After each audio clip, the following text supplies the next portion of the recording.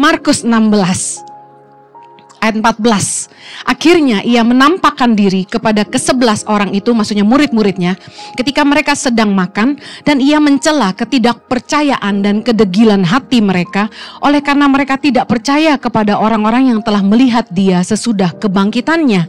Lalu ia berkata kepada mereka, ini pesan Yesus sebelum naik ke sorga. Pergilah ke seluruh dunia, beritakanlah Injil kepada segala makhluk. Katakan kanan kirimu, beritakan Injil. Siapa yang percaya dan dibaptis akan diselamatkan, tetapi siapa yang tidak percaya akan dihukum. Tanda-tanda ini akan menyertai orang-orang percaya. Yang orang-orang percaya, angkat tanganmu. Wih, semua orang percaya. Haleluya. Tanda-tanda ini akan menyertai kamu. Yang pertama, baca sama-sama. Mereka akan mengusir setan-setan demi namaku. Sampai situ dulu. Katakan kanan kirimu, kalau mau ngusir setan, jangan panggil pendeta. Kamu bisa. Ayo. Ayo. Harus percaya. Katakan, saya diberi kuasa untuk mengusir setan. 3, 2, 1. Mereka akan berbicara dalam bahasa-bahasa yang baru bagi mereka. Bahasa roh maksudnya. Mereka akan memegang ular. Yang suka pegang ular, angkat tangan. Tapi saya mau bilang ini, ayat ini bukan berarti Anda sengaja cari ular dan Anda pegang, nanti Anda dipatuk dan mati. Dan jangan kecewa sama Tuhan ya. Sekalipun mereka minum racun maut, mereka tidak akan mendapat celaka. Jangan juga cari racun dan minum untuk menguji ayat ini. Jangan mencobai Tuhan. Katakan kanan kirimu, jangan mencobai Tuhan. Amin. Dan mereka akan meletakkan tangannya atas orang sakit dan orang itu akan sembuh. Banyak orang percaya yang percaya kalau kamu menumpangkan tangan atas orang sakit, mereka sembuh. Angkat tanganmu. Katakan, aku punya kuasa untuk mengusir setan dan menyembuhkan orang yang sakit di dalam nama Yesus. Ayat 19 kita baca sama-sama. Sesudah Tuhan Yesus berbicara demikian kepada mereka, terangkatlah ia ke sorga, lalu duduk di sebelah kanan Allah Bapa. Gambarannya kurang lebih seperti ini. Dikatakan di ayat ini bahwa ketika Yesus terangkat ke sorga, ia duduk di sebelah kanan Allah Bapa. Dalam beberapa ayat dikatakan juga dalam Matius 26 ayat 64, Markus 14 ayat 62, Markus 16 ayat 19, Lukas 22 ayat 69. Yesus yang naik ke sorga duduk di sebelah kanan tahta Allah Bapa. Yang percaya katakan amin. Nah, saya mau bilang ini, inilah yang membuat tahta Allah Bapa menjadi tahta kasih karunia bagi kita. Kenapa? Mari kita lihat. Ibrani 4 ayat 14 sampai ke 16. Kita baca sama-sama. Karena kita sekarang mempunyai imam besar agung yang telah melintasi semua langit, yaitu Yesus anak Allah. Baiklah kita teguh berpegang pada pengakuan iman kita. Ayat 15. Sebab imam besar yang kita punya bukanlah imam besar yang tidak dapat turut merasakan kelemahan-kelemahan kita. Sebaliknya, sama dengan kita, ia telah dicobai, hanya tidak berbuat dosa. Ayat 16. Sebab itu, marilah kita dengan penuh keberanian menghampiri tahta kasih karunia, supaya kita menerima rahmat dan menemukan kasih karunia untuk mendapat pertolongan kita pada waktunya. Tahta kasih karunia adalah tahta di mana Yesus duduk di sebelah kanan Allah Bapa, menjadi pembela bagi kita. Umat tebusannya yang percaya kepadanya dan beroleh kasih karunia pengampunan dosa. Roma 8 ayat 33. Siapakah yang akan menggugat orang-orang pilihan Allah? Allah yang membenarkan mereka? Siapakah yang akan menghukum mereka? Kristus Yesus yang telah mati, bahkan lebih lagi yang telah bangkit, yang juga duduk di sebelah kanan Allah, yang malah menjadi pembela bagi kita. Katakan, Yesus pembelaku. Kalau Anda bayangkan ada fotonya ya, ada gambar image, Anda perhatikan ini. Jadi di tahta kerajaan sorga, Yesus menjadi pembela bagi kita. Ketika setiap kita nanti dipanggil Tuhan, kita seringkali baca di firman Tuhan, kita akan menghadapi tahta pengadilan Tuhan. Dan saya bayangkan di situ, karena saya belum pernah mati, saya bayangin. Ada iblis yang mendakwa kita atas segala dosa-dosa kita. Karena dia berebutan warga. Dia pengen bawa kita ke ke kerajaan neraka. Dan dia berdiri di situ untuk mendakwa kita atas segala dosa. Saya pernah dengar katanya di tahta itu hidup kita kayak film diputer, katanya gitu. Katanya. Kemudian saya bayangkan Yesus, dikatakan firman Tuhan dalam Roma 8 ayat 34. Yang duduk di sebelah kanan Allah menjadi pembela kita. Saya bayangkan di situ Yesus berdiri dan membela kita, umat yang percaya kepadanya. Di situ Yesus menghapus segala tuduhan dan hukuman atas segala dosa dan pelanggaran kita dengan darahnya. Anda harus tahu bahwa di dalam hukum Taurat, orang-orang yang najis itu disucikan harus dengan darah. Makanya di zaman Perjanjian Lama, ketika orang mau menghadap Tuhan, ada ruang, ada halaman, ada ruang kudus, ada ruang maha kudus, dan di situ mereka harus bawa apa? Korban sembelihan yang tidak bercacat. Kenapa? Sebagai penghapus dosa. Ada darah yang harus tertumpah ketika dosa itu harus diampuni. Mari kita lihat ayatnya. Ibrani 9 ayat 12. Ini tentang Yesus dulu. 3:21 kita baca. Dan ia telah masuk satu kali untuk selama-lamanya ke dalam tempat yang kudus, bukan dengan membawa darah domba jantan dan darah anak lembu, tetapi dengan membawa darahnya sendiri. Dan dengan itu ia telah mendapat kelepasan yang kekal. Ayat 13. Sebab jika darah domba jantan dan darah lembu jantan dan percikan abu lembu muda menguduskan mereka yang najis, sehingga mereka disucikan secara lahiriah. 14. Betapa lebihnya darah Kristus yang oleh roh yang kekal telah mempersembahkan dirinya sendiri kepada Allah sebagai persembahan yang tak bercacat, akan menyucikan hati nurani kita dari perbuatan yang sia-sia, supaya kita dapat beribadah kepada Allah yang hidup. Ayat 15. Karena itu ia adalah pengantara dari suatu perjanjian yang baru, supaya mereka yang telah terpanggil dapat menerima bagian kekal yang dijanjikan, sebab ia telah mati untuk menebus pelanggaran-pelanggaran yang telah dilakukan selama perjanjian pertama. Kita lompat ke ayat 22. Dan hampir segala sesuatu disucikan menurut hukum Taurat dengan apa? Darah, dan tanpa penumpahan darah tidak ada pengampunan. Ulangi, tanpa penumpahan darah tidak ada pengampunan. Lihat, di dalam hukum Taurat, semua orang yang berdosa harus membawa korban supaya ada darah yang tertumpah untuk pengampunan dosa. Dikatakan gini, Yesus menjadi pengantara dari satu perjanjian yang baru, yang artinya gini, karena Yesus telah berkorban bagi kita, kita udah gak perlu lagi pengantara kepada Bapa. Kalau di perjanjian lama, di halaman umat berkumpul mempersembahkan korban, mereka gak boleh masuk ke ruang maha suci. Yang boleh masuk cuma imam. Imam pun harus kudus. Gak kudus mereka mati. Nah, sejak Yesus mengorbankan dirinya sendiri dan darahnya yang ditumpahkan untuk menebus dosa kita, pengantara kita adalah Yesus Kristus. Kita bisa datang kepada Bapa tanpa perlu menyembelih domba.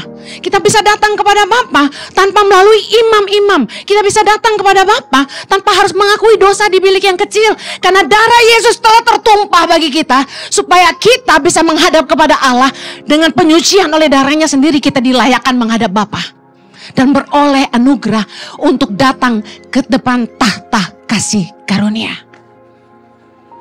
Bayangkan sebelum Yesus naik ke sorga di tahta Allah Bapa, itu perjanjian lama, hukum Taurat.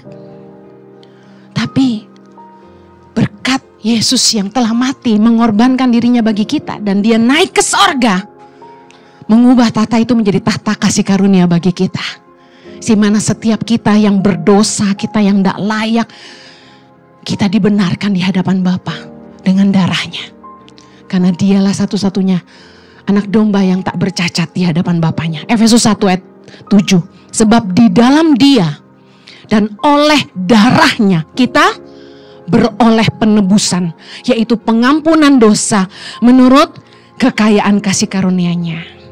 Saudara, dikatakan di tahta kasih karunia, Yesus itu menjadi pengantara kita kepada Bapa. Yang artinya Yesus adalah pendamaian atas segala dosa kita, bahkan dikatakan dosa seluruh dunia. 1 Yohanes 2, judul perikopnya, Kristus pengantara kita. Ayat 1, anak-anakku, hal-hal ini kutuliskan kepada kamu, supaya kamu jangan berbuat dosa. Namun jika seorang berbuat dosa, apa yang harus dilakukan? Lihat, kita mempunyai seorang pengantara pada Bapa, yaitu Yesus Kristus yang adil. Ayat kedua, dan ia adalah pendamaian untuk segala dosa kita. Dan bukan untuk dosa kita aja, tapi juga untuk dosa seluruh dunia. Wow, karena pengorbanan Yesus, kita beroleh kasih karunia untuk dibenarkan dan didamaikan dengan Allah. Jadi kalau Anda jatuh dalam dosa, saya mau bilang ini dulu deh, karena orang Kristen suka memanipulasi. Hanya karena tahta kasih karunia selalu tersedia, bukan berarti kemurahan Tuhan itu, kasih karunia Tuhan itu boleh dipermainkan dalam hidup kita. Karena seringkali kita pikir gini, ikut Yesus tuh enak apa? Kalau kita bikin dosa tinggal minta ampun aja. Akibatnya kita jatuh bangun.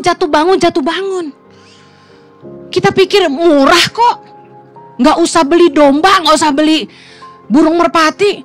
Tinggal doa dan minta ampun, Tuhan ampuni aku sudah berbuat dosa. Habis itu bikin dosa lagi. Jangan pernah mempermainkan tata kasih karunia. Ibrani 4 ayat 16.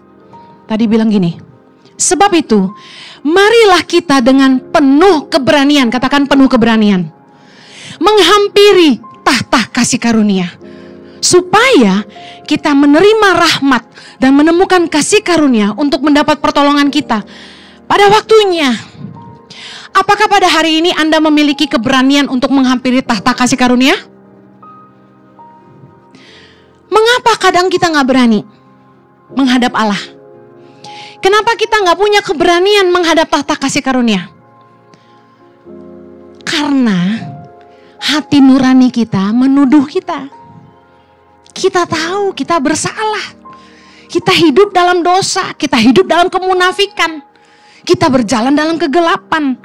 Makanya hati nurani kita ini menuduh kita. Kita tidak punya keberanian untuk datang sama Tuhan. Sekali kita hidup dalam dosa, kelihatannya gampang tinggal minta maaf aja. Tapi habis itu lama-lama rohmu mati. Dan jangankan menghampiri tahta kasih karunia. Saya rasa berdoa pun udah gak tahu mau bilang apa. Ya apa ya? Jangan ada dusta di antara kita. 1 Yohanes 3. Judul perikopnya, keyakinan di hadapan Allah. Ayat 21. Baca sama-sama yuk. Saudara-saudaraku yang kekasih, jikalau hati kita tidak menuduh kita, maka kita mempunyai keberanian percaya untuk mendekati Allah. Ayat 22. Dan apa saja yang kita minta, kita memperolehnya daripadanya. Karena kita menuruti segala perintahnya dan berbuat apa yang berkenan kepadanya. Nah, ayat 24 bilang gini, barang siapa menuruti segala perintahnya, ia diam di dalam Allah dan Allah di dalam dia. Demikianlah kita ketahui bahwa Allah di dalam kita itu roh yang telah ia karuniakan kepada kita. Dengar, kenapa kita gak punya keberanian untuk menghampiri tahta kasih karunia? Kita balik ayat 22. Tapi kalau ayat 22 kita gak lakukan, kita tidak menuruti firman-Nya dan kita tidak hidup berkenan kepadanya, pasti hati nurani kita menuduh kita. Datang sama Tuhan juga malu, bener gak? Kita kalau udah bikin salah sama orang tuh ketahuan sama orang salahnya kita, ketemu dia malu gak? Saya baru dengar bahwa temen yang saya pikir teman baik ngomong jelekin saya di belakang saya. Sekarang dia tahu dia jelek-jelekin saya tuh nyampe ke telinga saya. Kira-kira dia ketemu saya malu gak? Harusnya malu. Kalau kita mau punya keberanian untuk menghampiri tahta kasih karunia, jangan sampai hati kita menuduh kita. Mari hidup taat kepada Tuhan dan pastikan hidup kita berkenan kepada Tuhan. Apa yang bikin hidup kita gak berkenan sama Tuhan? Udah, dosa. 1 Yohanes 2 ayat 3. Dan inilah tandanya bahwa kita mengenal Allah, yaitu jikalau kita menuruti perintah-perintahnya. Tandanya orang yang kenal Tuhan sungguh-sungguh tuh gini. Dia hidup dalam ketaatan akan firman Allah. Gak ada ukuran lain. Anda jangan percaya pendeta pakai dasi. Anda jangan percaya orang-orang agamawi yang kelihatan agamawi, yang paling rajin ke gereja, paling hafal firman Tuhan, paling rajin puasa. Saya mau kasih tahu, itu gak jaminan. Tanda orang mengenal Allah, dia hidup dalam ketaatan. Sesimpel itu. Barang siapa berkata, aku mengenal dia, tapi dia tidak menuruti perintahnya, ia adalah seorang pendusta. Dan di dalamnya tidak ada kebenaran. Sebagai orang-orang yang sudah menerima kasih karunia, pengampunan dosa dari Yesus Kristus. Dan sebagai orang-orang yang sudah mengerti kebenaran, harusnya pergumulan hidup kita itu sudah bukan lagi tentang jatuh bangun dalam dosa. Naik level dikit dong. Pemimpin, pelayan Tuhan, pengerja volunteer full time di ICI, hamba-hamba Tuhan, pastors, dengar saya. Pergumulanmu harusnya sudah bukan lagi jatuh bangun dalam dosa. No. Kamu udah ngerti kebenaran dan kamu sudah mengerti kasih karunia. Pertanyaan saya, kenapa kita masih sering jatuh bangun dalam dosa? Karena kita hidup dalam kemunafikan. Kita hidup dalam kegelapan. Minggu pelayanan, Senin sampai Sabtu dalam kegelapan. Bisa? Bisa. Loh Bu Heni, emangnya bisa hidup tanpa dosa? Bisa. Ibrani 4 ayat 15. Sebab imam besar yang kita punya bukanlah imam besar yang tidak dapat turut merasakan kelemahan-kelemahan kita. Sebaliknya sama dengan kita. Siapa yang telah dicobai? Yesus. Hanya tidak berbuat dosa. Yesus itu pernah hidup sebagai manusia. Dikatakan dia turut merasakan kelemahan-kelemahan kita. Tahu nggak, di asrama Putra Tangan Pengharapan, saya bikin ruang fitness supaya nggak usah bayarin anak pergi fitness. Boncos kan? Kenapa saya mikir anak cowok butuh fitness? Karena mereka butuh penyaluran. Yang paham katakan amin. Makanya jangan sengaja nonton film porno. Jangan dicari godaan tuh. Kita doa, Tuhan jauhkanlah kami dari segala pencobaan. Jauhkan kami dari segala yang jahat. Tapi kita buka situs porno, website porno. Ya ampun. Kamu mencobai dirimu sendiri. Udah tahu gak boleh selingkuh. Tapi ngajak teman kantor, pulang bareng yuk. Aduh, kesetrum bos. Terus kalau menatap tuh, jangan lama-lama, bahaya. Ada tatapan cinta dan dalam di sana. Percaya deh, saya kalau natap orang gak mau lama-lama. Bahaya. Dari mata ke mata turun ke hati. Kalau suami saya mulai menatap wanita lain lama-lama, gue langsung look at me. Karena Jojo tuh punya kebiasaan, kalau lihat siapapun lah, gak tahu cewek gak tahu cowok, dia suka gini nih, angkat matanya. Gue pengumuman sekarang, itu bukan artinya aku suka kamu. Itu tuh kayak kebiasaan kali ya kamu ya. Gak bisa diubah gitu kan ya saya. Cewek digituin apa Jojo udah ganteng kayak gitu, muka Manado. Wah, jatuh cinta gitu kan. Sikat lo sama gue. Sebagai orang-orang yang sudah mengerti kasih karunia dan ngerti firman Allah, saya kasih tahu. Kita itu masih punya keinginan dosa. Masih punya, pasti ya. Masih hidup dalam daging gak? Coba cubit. Kalau masih sakit masih bisa bikin dosa. Tetapi tadi kita baca Ibrani 9:18. Betapa lebihnya darah Kristus yang oleh roh yang kekal telah mempersembahkan dirinya sendiri kepada Allah sebagai persembahan yang tak bercacat, akan menyucikan hati nurani kita dari perbuatan-perbuatan yang sia-sia supaya kita dapat beribadah kepada Allah. Nah, apa artinya? Waktu kita tuh lahir baru, kita kenal Tuhan, Roh Kudus menjamah kita. Mata hati kita dicelikan. Tadinya waktu kita hidup dalam dosa tuh kayak biasa aja gitu.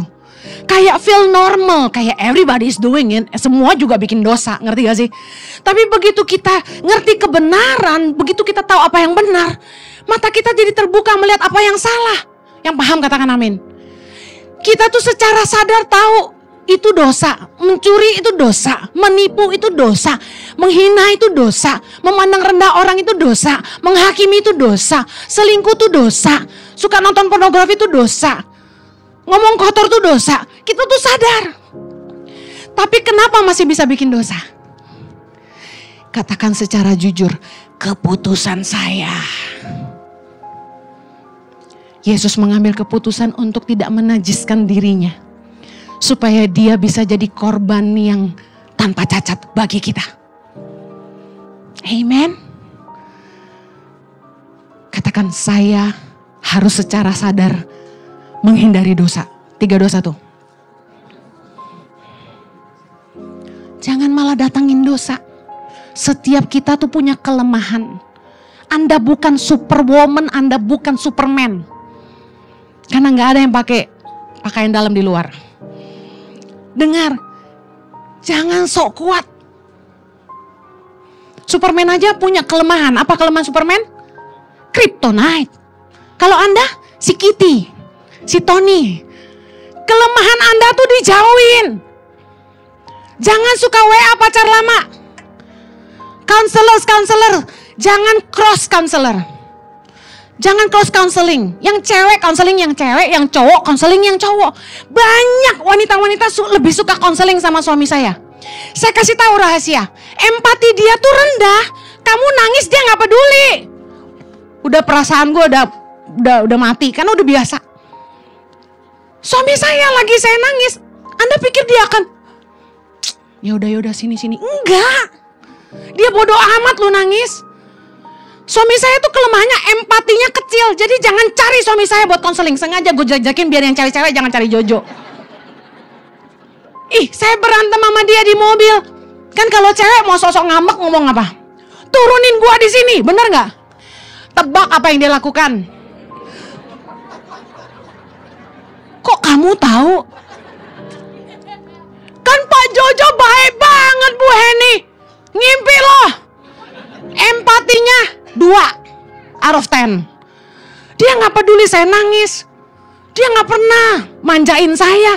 Gak pernah bujuk-bujuk. Udah ya jangan marah ya. Enggak, gua marah dia lebih marah. Jadi kalau Anda konseling sama yang perempuan, sama Bu Heni boleh. Kebanyakan. Kita punya counselors di luar yang diurapi Tuhan. Kita punya ruang counselors, Anda bisa daftarkan diri Anda setelah ibadah ini selesai. Well, kita tuh kalau udah ngerti kebenarannya dan kita sadar bahwa kita udah terima kasih karunia Tuhan, harusnya tuh ya kita lihat dosa tuh sebagai sesuatu yang menjijikkan dan kebodohan. Saya kasih contoh. Di Reels kan banyak tuh sekarang video-video yang ngasih lihat cara pembuatan nuggets. Yang udah nonton? Angkat tangan. Aku gak sebut brand tapi kok cuma 1? Yang nonton Reels pembuatan nugget, angkat tangan. Mak-mak. Mak-mak parah. Anda harus nonton. Abis ini pulang cari di Reels pembuatan nugget, jangan sekarang. Begitu saya lihat, oh my God, jijik banget. Saya sama Chloe paling suka nugget. Out of anything, kita kalau makan belinya nugget. You like it too? Same here. Anak kecil responsif, gue demen. Dengar. Terus saya kalau lapar kadang-kadang suka di jalan tuh suka beli chips gitu. Potato chips. Karena kita gak boleh sebut brand di sini ya. Any kind of potato chips. Saya lihat di Reels. Ditaruh di bawah mikroskop. Ada apa tuh? Ulet-ulet, telur-telur gitu kan. Oh my God. Saya langsung kebayang. Gue ngeracunin anak gue selama ini. Saya beliin terus potato chips. Bertobat. Karena udah ngerti kebenaran. Lihat itu jadi jijik. Lihat itu tuh jadi geleh pisan. Itu teh kebodohan. Cenah. Engges jangan gitu kan. Udah jangan makan itu. Sama Sekarang Anda ngerti dosa itu kebodohan. Katakan dosa kebodohan. Dosa itu menjijikkan. Saya tidak mau lakukan. Yuk, secara sadar putuskan. Jangan mempermainkan kasih karunia Tuhan. Saya mau akhiri. Bila dengan sengaja kita melakukan dosa, saya mau kasih tahu kata firman Tuhan, udah gak ada lagi korban yang bisa menghapus dosa itu. Ibrani 10 ayat 26 kita baca yuk. Sebab jika kita sengaja berbuat dosa, sesudah memperoleh pengetahuan tentang kebenaran, maka tidak ada lagi korban untuk menghapus dosa itu. Ayat 27. Tetapi yang ada ialah kematian yang mengerikan dan penghakiman dan api yang dahsyat yang akan menghanguskan semua orang durhaka. Ayat 28. Jika ada orang yang menolak hukum Musa, ia dihukum mati tanpa belas kasihan atas keterangan 2 atau 3 orang saksi. Ayat 29.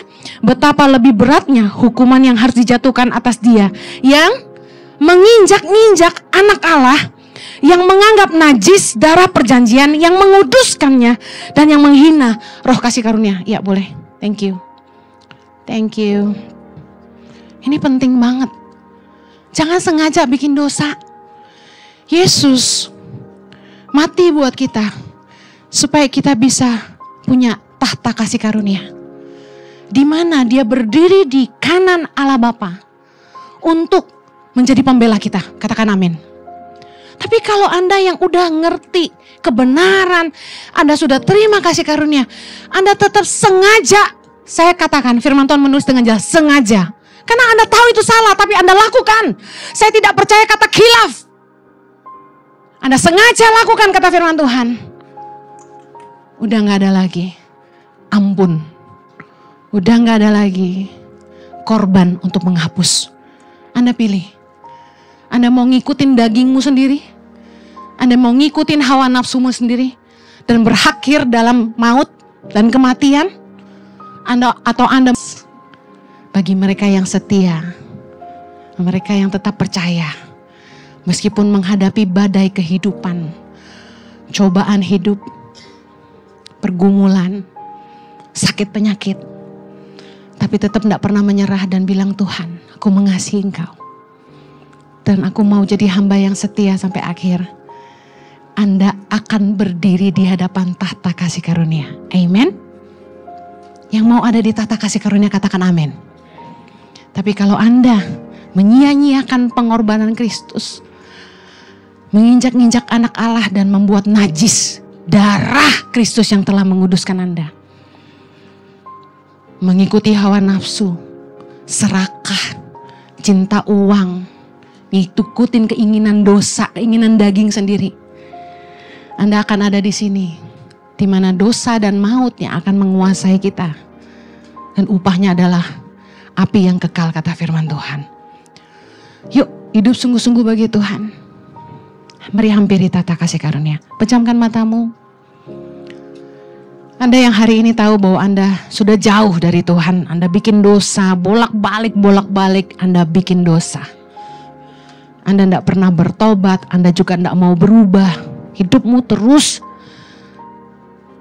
mendatangkan murka Tuhan, membuat hal-hal yang gak berkenan sama Tuhan. Anda gak hidup dalam ketaatan akan firman Tuhan. Mari hampiri tahta kasih karunia. Hampiri dia selagi dia berkenan ditemui. Katakan, Tuhan, ampuni aku.